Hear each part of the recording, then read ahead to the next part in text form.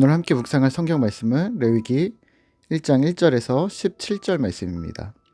레위기 1장 1절에서 17절 말씀입니다. 오늘은 9절 하반절 말씀을 읽어드리겠습니다. 제사장은 그 전부를 제단 위에서 불살라 번제를 드릴지니 이는 화제라 여호와께 향기로운 냄새니라. 아멘. 오늘 묵상할 말씀의 주제는 거룩입니다. 오늘부터 우리가 묵상할 성경은 레위기인데요. 이 레위기의 큰 주제 중에 하나는 거룩입니다. 우선은 큰 그림을 살짝 잡아두고 묵상을 시작하시면 좋을 듯합니다. 레위기는 모세오경, 창세기, 출애굽기, 레위기, 민수기, 신명기의 가운데에 있는 책이고, 모세오경은 모세가 저수를 했음을 기억하시죠.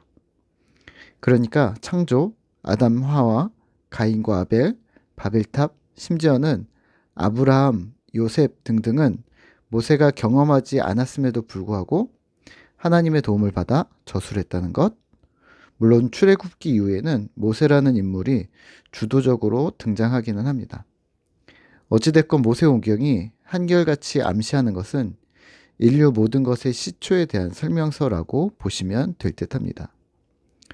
과학적 설명서가 아닌 태초의 기원이나 인류의 죄의 기원이나 언어, 문화, 제의, 민족 등의 모든 기원을 설명하는 책이 바로 모세오경인 것이죠.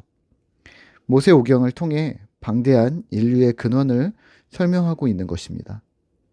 때문에 학자들은 모세오경을 거룩한 문서이고 또 문학 모음집, 이야기 형식으로 되어져 있고 또 비평적 조사의 대상, 그러니까 모든 기원을 설명하는 책으로서 조사할 만한 가치가 있다.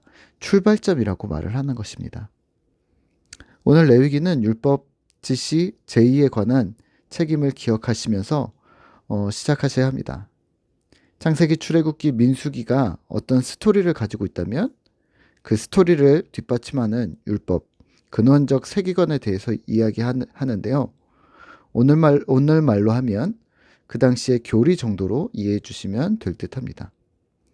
그래서 오늘 레위기는 시내산에 진을 치고 있던 이스라엘 사람들에게 주어진 말씀들이며 모세에게 주어진 하나님의 지침들인 것이고요. 1장에서 7장은 어떤 설명 없이 바로 5가지 희생제사에 대해서 설명하고 8장부터는 제사장의 역할, 또 11장부터는 정결에 관한 이슈들을 나열합니다. 본문 1장은 번제에 대해 설명합니다. 9절 하반절입니다. 제사장은 그 전부를 제단 위에서 불살라 번제를 드릴지니 이는 화제라 여호와께 향기로운 냄새니라. 아멘. 13절 하반절입니다. 제사장은 그 전부를 가져다가 제단 위에서 불살라 번제를 드릴지니 이는 화제라 여호와께 향기로운 냄새니라. 17절 하반절입니다. 제사장이 그것을 제단 위에 불 위에 있는 나무 위에서 불살라 번제를 드릴지니 이는 화제라 여호와께 향기로운 냄새니라. 아멘.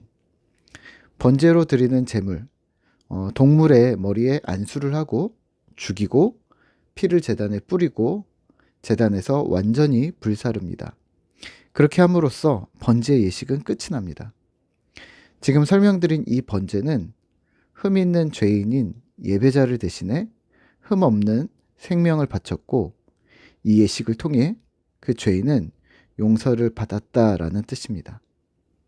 이미 우리가 잘 알고 있죠. 이를 통해 이스라엘 백성이 얻는 것은 무엇이었을까요? 거룩입니다. 하나님 존전에서의 거룩함, 정결함. 레위기는 정결 예식을 통한 거룩함을 강조하는 책입니다. 그러니까 온전히 하나님만이 거룩하신 이를 죄악투성이인, 허점투성이인 연약한 인간이 그 거룩에 동참할 수 있고 거룩함 자체를 덧입을 수 있다고 말하는 것이 바로 레위기입니다. 얼마든지 피조물된 인간도 이 정결 예식을 통해 하나님께서 열어놓으신 이 정결 예식을 통해 거룩이라는 신의 영역, 하나님의 영역 가운데 들어갈 수 있다는 것을 보여주는 길인 것입니다. 오늘 이 말씀을 대하면서 우리가 기억할 것은 무엇일까요? 네, 죄를 지은 죄인은 죄의 사함을 위해 주께 나아가야 한다는 것입니다. 구약의 제사를 현재 우리가 똑같이 드리지는 않지만 그에 상응하는 공동체적 예배와 개인적, 공적 회개가 있습니다. 주께 나아가는 자는 정결함을 얻을 수 있고 주의 거룩함에 신의 성품에 참여할 수 있는 기회가 주어지는 것이죠. 그렇다면 오늘 우리가 할 일은 무엇일까요? 네, 주 앞에 나아가는 것입니다. 주님께로 우리의 발걸음을 향하는 것, 그 은혜의 자리로 우리의 방향을 맞추는 것이 우리에게서 시작되어야 합니다. 개인의 예배, 공동체적인 예배, 이것들의 필요성이 바로 여기에 있습니다. 하나님을 만나는 것이 필요하다고 했는데요. 하나님을 만남이란 현재 우리가 드리는 공적 예배, 교회 공동체를 통해 하나님께 죄를 회개하고 주님을 경배하고 하나님의 말씀을 듣고 믿음의 고백과 결단, 그리고 재헌신과 파송, 그리고 이어지는 삶의 예배로 이어지는 연속 선상을 말합니다. 그렇게 하나님을 만나고 하나님과 동행하는 거룩한 걸음이 바로 구약에서는 이 어렵고 복잡한 제의 형식이었던 것이죠. 사실 정확하게 말하면 오늘 우리도 제의 형식을 띤 큐티, 새벽기도, 주일 예배, 개인의 예배 등 여러 가지 방법들이 이어지고 있는 것이고요. 부탁드리기는 오늘뿐만 아니라 매일매일 하나님 앞에 나아가셔야 합니다.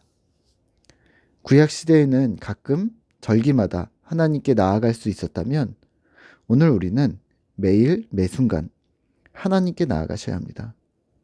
거룩함을 덧입은 신자된 우리는 하나님의 은혜를 구하며 나아가는 것이죠. 특별히 오늘은 3.1절인데요. 당시 기독교 인구는 1.66%밖에 되지 않았다고 합니다. 독립운동 당시 민족 대표 33인 중에 기독교인이 16명으로 절반이나 되었습니다. 주를 향한 열정과 믿음이 공적인 정의가 필요했던 혼돈스러운 세상과 사회로 뻗어나갔던 것이고 주님을 향한 열심이 그 에너지가 세상을 향한 에너지로도 작동했었던 것이죠. 거룩함은 내적 신앙의 영역으로만 작용하지 않습니다. 외적 신앙, 삶으로, 생각으로, 말로, 행동으로 표현되어지고 그러해야만 하는 것이 신앙입니다. 거룩함을 내 안에 세워가고 계시다면 외부로도 세워나가시죠. 본 회포는 이렇게 말합니다. 외부를 향한 내부로의 집중. 외부를 향하기 위한 내적인 채워짐과 정결함, 거룩함이 먼저 선행되어야 하는 것은 옳은 일입니다. 결국 결론은 둘 다 잘해야 한다는 말인데요. 오늘도 주님 은혜를 기대하시면서 특별히 나를 향하신 시대적 소명과 사명은 무엇인지 점검하시죠. 주님 은혜가 믿음의 선배들에게 그렇게 임했듯이 이 시대의 나를 통해 여전히 흘러가기를 기도하겠습니다. 함께 기도하도록 하겠습니다. 하나님 감사합니다. 오늘 거룩함의 길로 우리를 초대하신 주님을 찬양합니다. 구약시대에는 조금 어렵지만 제의 형식이라는 그런 어려운 방법들을 통해 거룩함에 참여하게 하셨고 예수님 이후로는 우리가 주님 앞에 언제든지 우리의 삶의 제사를 통해 또 우리의 개인의 제사와 공동체의 제사를 통해 하나님 앞에 나아가게 하심을 감사합니다. 오늘도 우리가 주님의 거룩함에 참여하기 위하여 오늘도 정결함을 입고 또 다시 주님 앞에 서는 주의 백성들이 되어지도록 주님 도와주시옵소서. 오늘은 3.1절입니다. 주님께서 우리 가운데 함께 하시고 또 우리 민족에게 베풀어 주셨던 그 은혜들을 기억하며 우리가 하나님의 정의와 공의가 이 혼탁하고 어려운 시대에도 여전히 임할 수 있도록 주의 거룩함을 이 땅 가운데 흘려보내는 주의 거룩한 백성들이 되어지도록 주님 오늘도 우리를 주장하여 주시옵소서. 주께서 우리 가운데 항상 함께 하심을 찬양합니다. 감사드리며 예수님의 이름으로 기도합니다. 아멘.